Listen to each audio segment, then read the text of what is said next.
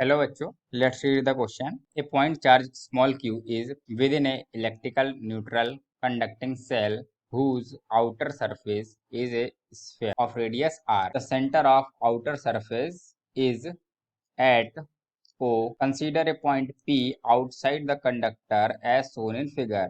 The magnitude of electric field at P. Option A. Due to charge induced on inner surface of conductor is 0 due to charge induced on inner surface of the conductor is kqy r dash square. Option C, due to charge induced on outer surface of conductor is kq by r square.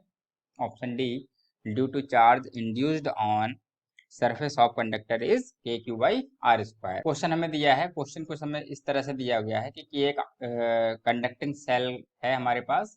Cell नहीं मतलब एक sphere है एक तरीके से, और उसके अंदर क्या है, कैविटी जैसी बनी हुई है, मतलब खाली जगह है, और इसके अंदर क्या एक स्मॉल क्यू चार्ज यहाँ पर रखा हुआ है और इसका सेंटर ओ पर है। ठीक है, ओ से थोड़ा सा दूर रखा हुआ कैविटी के अंदर, और ओ से आर डिस्टेंस पर एक पॉइंट पी है। ठीक है, और जिस पॉइंट पी की डिस्टेंस क्यू से आर डैश दी हुई है हमें डायग्राम में।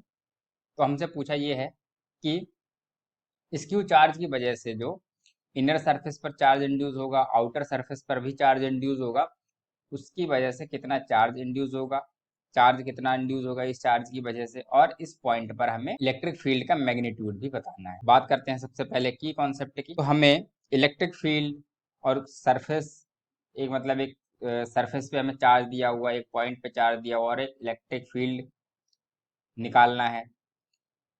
तो हम यहाँ पर क्या यूज करेंगे, गॉस थ्योरम यूज करेंगे, क्योंकि गॉस थ्योरम में ही ऐसा होता है कि चार्ज इनक्लोज्ड बाय सरफेस, उस चार्ज से किसी पॉइंट पर हम इलेक्ट्रिक फील्ड अगर निकालें तो हमारा यहाँ पे की कॉन्सेप्ट क्या हो जाएगा, एक तो हो जाएगा गॉस थ्योरम, जो कि क्या होती है, integration of E, surface integration होता है ये, E dot D S is equal to Q enclosed upon epsilon not.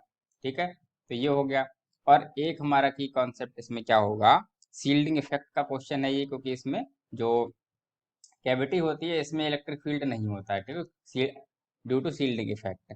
Shielding effect में क्या होता है, नेट इलेक्ट्रिक फील्ड क्या होता है, जीरो होता है। सील्डिंग इफेक्ट नेट ई क्या होता है, जीरो। किसी पॉइंट पर बाहर नेट ई क्या हो जाएगा, जीरो हो जाएगा। जैसे कि इस क्यू चार्ज की वजह से वहां पर इलेक्ट्रिक फील्ड होगा, और इसकी वजह से चार्ज जो इंड्यूस होगा वो नेगेटिव का होगा, मतलब जैसा अगर ये पॉजिटिव है तो दूसरा इसका अपोजिट चार्ज होगा, सेम बराबर क्वांटिटी में होगा। तो इसकी वजह से जो इलेक्ट्रिक फील्ड होगा वो इस वाले को कैंसिल कर देगा, मतलब कि जो नेट इलेक्ट्रिक फील्ड होगा वो शील्डिंग इफेक्ट की वजह से क्या हो जाता है, जीरो हो जाता है। की वजह से हो रहा है ड्यू टू इंड्यूस्ड चार्ज, तो हम लिख देते हैं यहाँ पे due to induced charge. Induced charge की वजह से इलेक्ट्रिक फील्ड जीरो हो जाता है। यही हमारा मेन की कॉन्सेप्ट है जो हमने भी बाद में लिखा है। तो चलिए क्वेश्चन को सॉल्व करते हैं। सोल्यूशन देखो, तो अभी हमने लिखा है कि नेट इलेक्ट्रिक फील्ड कहाँ पी पर क्या होगा, जीरो होगा। तो net electric field E at P क्या होना चाहिए, जीरो होना चाहिए। और पी पर इलेक्ट्रिक फील्ड अगर हम निकालें तो किसकी वजह से हो रहा होगा, देखो ये चार्ज क्या है हमारा, प्लस क्यू है, डायग्राम में हम बना लेते हैं। तो इसकी वजह से यहाँ पर क्या चार्ज इंड्यूस हो जाएगा, इस कंडक्टर के इनर सरफेस पर, यहाँ पर भी सरफेस पर नहीं है ना एक, तो इस सरफेस पर चार्ज क्या इंड्यूस होगा, नेगेटिव का। तो यहाँ पर नेगेटिव चार्ज इंड्यूस हो जाएगा, और इस नेगेटिव चार्ज की वजह से सरफेस पर इसकी जो हमारा जो स्फेरिकल सरफेस है, इसकी सरफेस पर क्या इंड्यूस हो जाएगा, इसका नेगेटिव यानी ये पॉजिटिव चार्ज, वो यहाँ पर हम बना लेते हैं।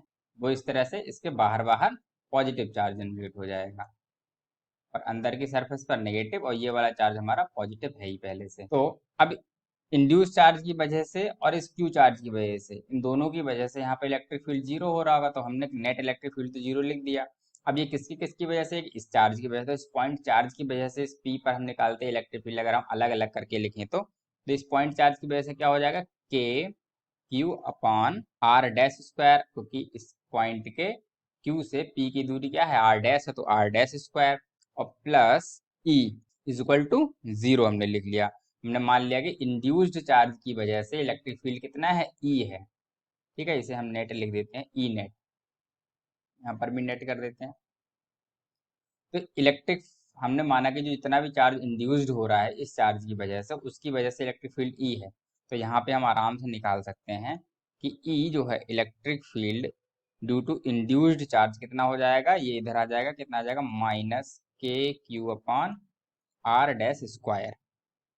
तो ये हो गया हमारा एक आंसर कि due to induced charge electric field की वैल्यू आ रही है एट पॉइंट पी, लिख दे रहे हैं हम यहाँ पे at point P, electric field की वैल्यू आ रही है minus K Q upon R dash square, ये डैश स्क्वायर, ठीक है, आर डैश स्क्वायर।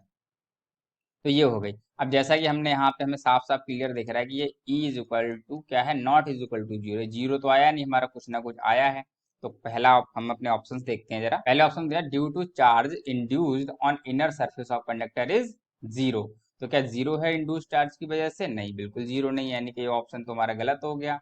और due to charge induced on inner surface of conductor is K Q by R dash square. तो अभी ये हमने कैलकुलेट किया है कि इस चार्ज की वजह से जो अंदर की सरफेस पर चार्ज इंड्यूस हुआ था, इन दोनों की वजह से यहाँ पर चार्ज, यहाँ पर कितना इलेक्ट्रिक फील्ड होता है, वो जीरो होता है।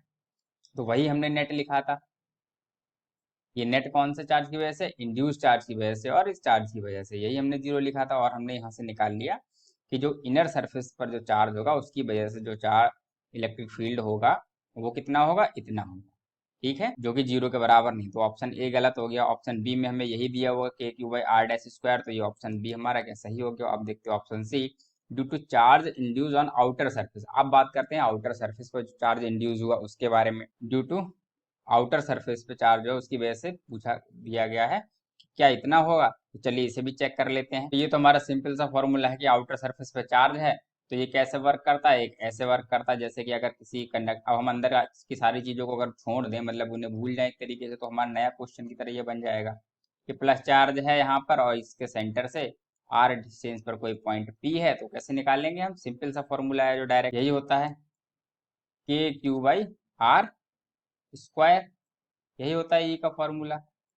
तो ये हमारा डायरेक्ट यही हो जाएगा कि आउटर सरफेस पे चार्ज इंड्यूस हुआ पॉजिटिव, उसकी वजह से इस आर डिस्टेंस पे पॉइंट पी पर क्या होता है, के क्यू बाई आर। तो यानी कि हमारा ऑप्शन सी क्या है, सही हो गया हमारे यहाँ पे। तो ऑप्शन सी भी सही है। और option D, the due to charge induce on surface of the conductor is K Q by R. अब देखो इसमें दिया गया है कि कंडक्टर के सरफेस पर जो चार्ज इंड्यूस हो रहा है उसकी वजह से पी पर चार्ज, तो वो तो है नहीं। क्यों? क्योंकि देखो इस कंडक्टर की दो सरफेसेस थी, एक अंदर की सरफेस थी, एक बाहर की सरफेस थी।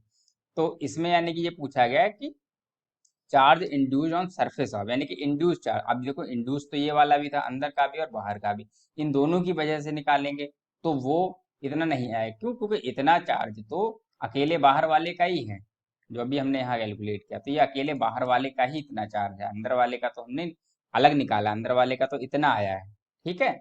दोनों का अगर मिला के देखा जाए तो ये दोनों को जोड़ा जाएगा तब आएगा, यानी कि ये इतना तो नहीं आएगा। क्योंकि ये जो वैल्यू है के क्यू बाई आर स्क्वायर, ये सिर्फ आउटर वाले की वजह से है। तो यानी कि ये ऑप्शन हमारा डी गलत हो गया। तो हमारा ऑप्शन बी और ऑप्शन सी क्या है यहाँ पर, सही है। I hope you understood very well. Thank you.